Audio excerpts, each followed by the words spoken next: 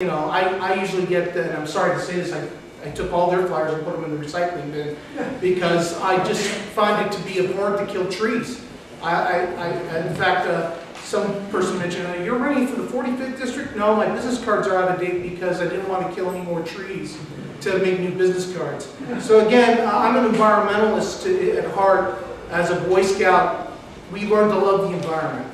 And it touches my heart right here. I'm about to tear up. We have to protect our environment. We have to protect our neighborhoods. We got to keep our streets clean. And for all intents and purposes, I'm not for sale.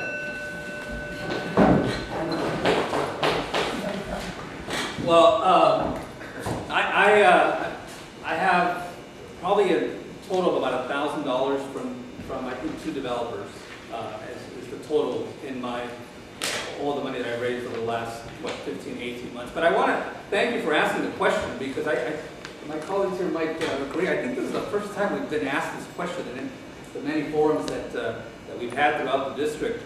And I'm proud to say I've raised.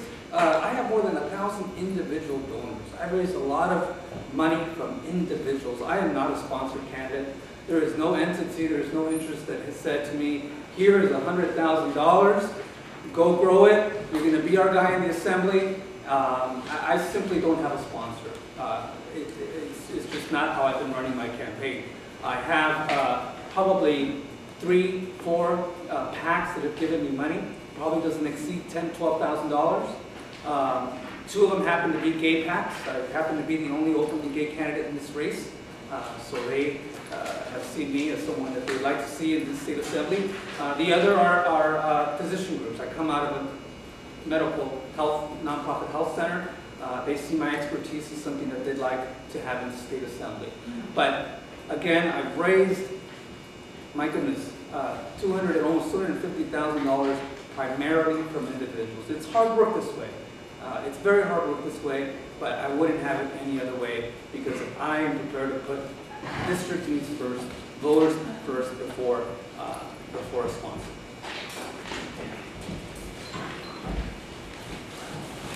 Okay, our next question. This will go to candidate Gomez first. What would you do to assist homeowners with upside-down mortgages who are not delinquent in payments and have good credit ratings, yet are unable to take advantage of programs for refinancing or modifying their current mortgages? Well, that's usually a city ordinance issue. If someone were to contact me, I would probably send them to the right person. Let's say currently Jose Huizar or whoever's in charge of CD12 like Ed Reyes. But as for the issue of marijuana, I'm supporting the legalization of marijuana this November in the November general election. Now, to legalize it in California. Now, does that mean we should open a shop at every corner? No. They have to be zoned. They have to be zoned in areas where, let's say, they're not near an elementary school, they're not near a place of business where children are involved, or let's say it's a sensitive issue for those people who, let's say you don't want to put a marijuana shop right next door to a Baskin Robbins, you know, even though probably they would want to have ice cream.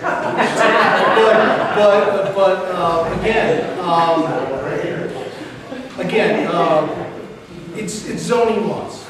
We have to protect the community and keep the integrity of the community, and I'm all for zoning laws and keeping these things zoned in areas, maybe putting them in industrial areas, or even probably putting them in appropriate areas, like let's say if there's a hospital and the hospital down the street, there's a little mall where you can pick up your marijuana, then fine. You know, not all marijuana is consumed by smoking it. Some of it is oil, some of it is food, some of it's baked goods, obviously.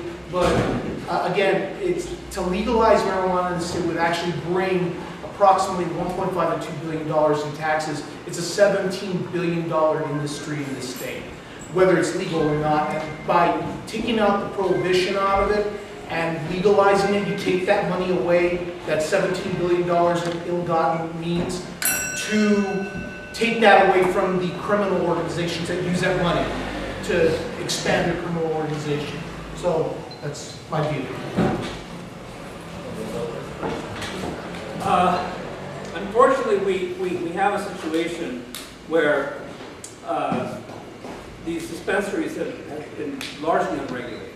And the state, we need leadership in the state to make sure that these are regulated, that there's a lot more local control, and we empower local communities to have a say in terms of where these dispensaries are sited. Look, I did some work early on in my career in the field of HIV and AIDS. I know how important medical marijuana is to people that need it. But we need to make sure that communities are protected from impacts that sometimes these dispensaries, when unregulated, bring to communities. And so we need to make sure we bring greater regulation in the state assembly, into state laws.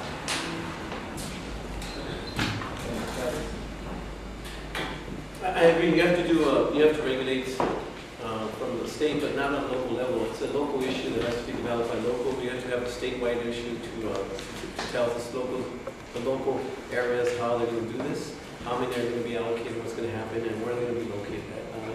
We have alcohol. I mean, the state does alcohol beverage control.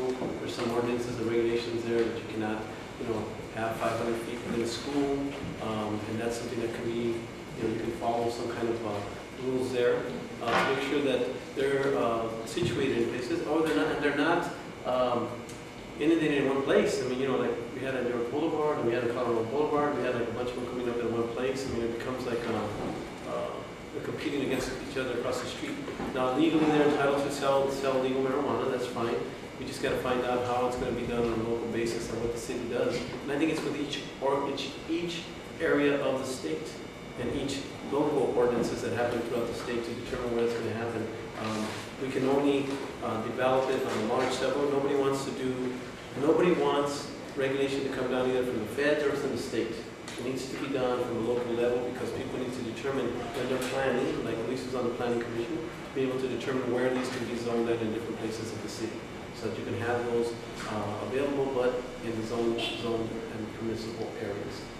Too close to schools, too many in one place. Those things will have to be dealt with on a local level so we can determine what we're going to be.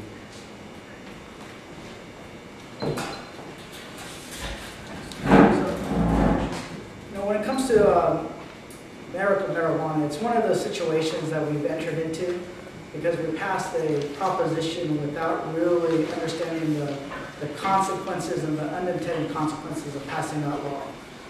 We've seen this time and time again with Proposition 13. The passage of that also increased the vote, for example, in the legislature to raise revenue to two-thirds. When it comes to the medical marijuana initiative, we didn't give any real guidance on how to have control of where those dispensaries would be placed. And a lot of the local municipalities are supposed to have final control and final say, but the state has to clarify the law, clarify its intention, and they haven't done that. So we need to clarify at the state level the powers that local communities should have to determine where their dispensaries are located.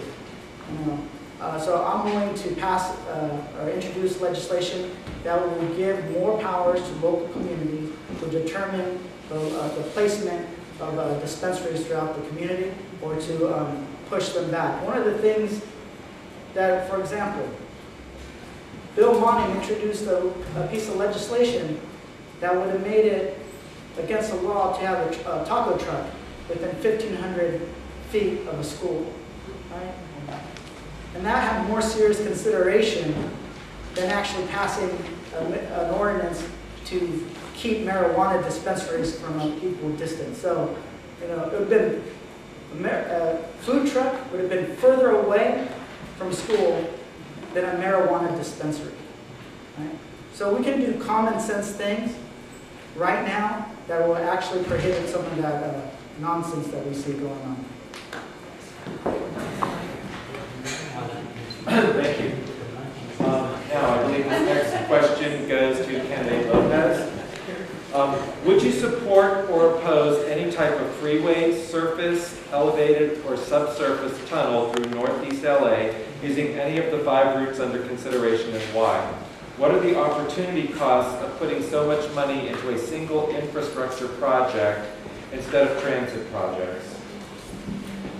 I do not support any tunneling, any above surface, under surface, nothing whatsoever. I think that the impact of such a large-scale infrastructure project would have in our communities, which are old communities that have integrity, and we need to respect that integrity. So I would absolutely oppose any such infrastructure projects, and I think the opportunity costs are huge. We can do a lot with those resources to improve light rail, to improve our bus service, and to encourage increase pedestrian-friendly areas, encourage more cycling here in the city of Los Angeles. I think we can do a lot with those resources. So absolutely, I would oppose it. Yes, I would oppose it. You know, it's interesting because we have the meetings going on right now. MTA is holding these sessions on the 710. There's one in El Sereno tonight at the Senior Citizen Center. I think also we just came from that. And what's happening is that Measure R put $780 million into this project in terms of alternatives. Now, I happen to have a day job, and I met with MTA this week because they came and brought a discussion about what they were doing, because we wanted to know what kind of outreach and what they were doing with this type of. This is a series that they've been doing for so many years now, as you know. And they've got all these timetables, and it's transportation engineers that we're talking to, which is quite an interesting group of people sometimes. They just want to move things, right, no matter what. But what they did bring to me, which was interesting to me, is that they have this money, they have to use some of this money, and they're now taking into consideration other alternatives besides just the tunnel. They're talking about looking into these meetings, which people should be participating in, by the way, because they're taking people's opinions as to how things are going to be alleviated. Now, I happen to live in El Sereno, border of Alhambra, that has tons and tons of cars coming into Alhambra Avenue, Mission Road, Fremont, Fair Oaks, and coming all the way up into the freeway up on here. Idling cars, there is an issue that has to be developed and determined how that's going to happen. It's only cars, it's not trucks, okay? They're constantly doing idling cars that are polluting the whole San Gabriel Valley. It is an issue that has to be looked at. How we're going to develop that is going to be something that I'd like to see what happens when this pans out with these open sessions. I think people should participate to determine whether or not it's going to be maybe light rail instead of that. Maybe some other modifications in terms of transportation. And not necessarily, what I think happens with this is that it's always like the tunnel's coming and it's going to bury them under everyone. I think we need to be open to see what we're going to do, and I would encourage everyone to participate, because only the squeaky wheel gets the grease, and if nobody attends these hearings, it's going to do. Transportation engineers just like to dig. You know? They just like to dig. Yeah, I oppose any extension of the 710 freeway, of surface routes or a tunnel. I think that we don't know exactly what would occur, and I think that money would be better spent on improving our transit system. We've already had tremendous cuts to our transit system that has actually caused less frequency in the trains that come by right through Highland Park. So we need to reinvest our resources in our transit system so we can actually get people out of cars.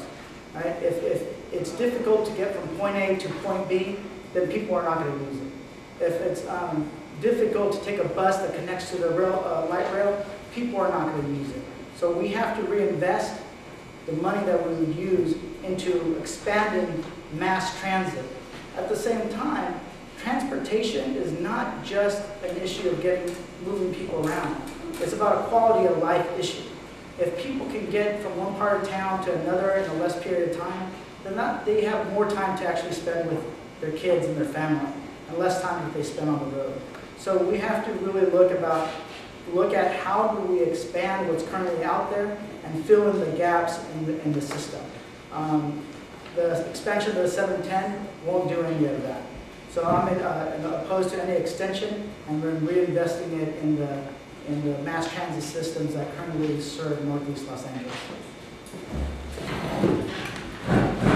Yeah, as Arturo told you, I came from that meeting in El Sereno, and it's just a dog and pony show. It's a bunch of, again, he's right, engineers want to dig and big corporations want to get that money. Billions of dollars is at stake. I think we take that billions of dollars and reinvest it in schools, reinvest it in communities, put it in parks, open space. We don't need the 710 freeway. Not in the sky, not underground, not around. I'm opposed from the day I was this high to now, never that freeway will come through as long as I'm alive. Because again, it is a quality of life issue. And our quality of life would probably decrease with the freeway that brings in pollution, whether it's underground or in the sky or above or whatever, or vandalism, all kinds of pollution. Just it's a bad deal. Now we can take that money and use it to support other projects like foster care or just mass transit. I mean, literally, we're wasting money. They're wasting money every day with these surveys. All these thousands, hundreds of thousands of dollars just going basically down the toilet. So again, I would want to audit the books on the 710 project, and then again, see where we've been wasting money and see if we can get our money back, because all these corporations are basically wasting our money trying to get this contract and trying to convince people, which they never asked us in the first place, do you want this freeway? They never went to your home, send you a letter, ask you. They just want to show you that, hey, this is what we're going to do. Yes or no? And if you say no, they tweak it. And they tweak it again until they get a yes from you. And my answer is always going to be no.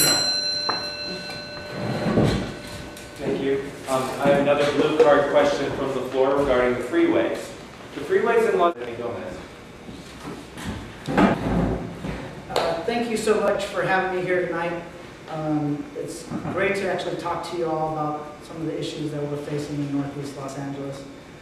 My wife and I, we had our first date in 2004 in Echo Park. We actually made up our minds back then that this was where we would live, when we actually could afford to live here. And then we ended up getting married in the Los Angeles River Center, because it's such a landmark here in Northeast Los Angeles, something that we both cherish. So we are vested in this community. We want to raise our kids here, and we want to make sure that it's the best community that for all of your families and for our family.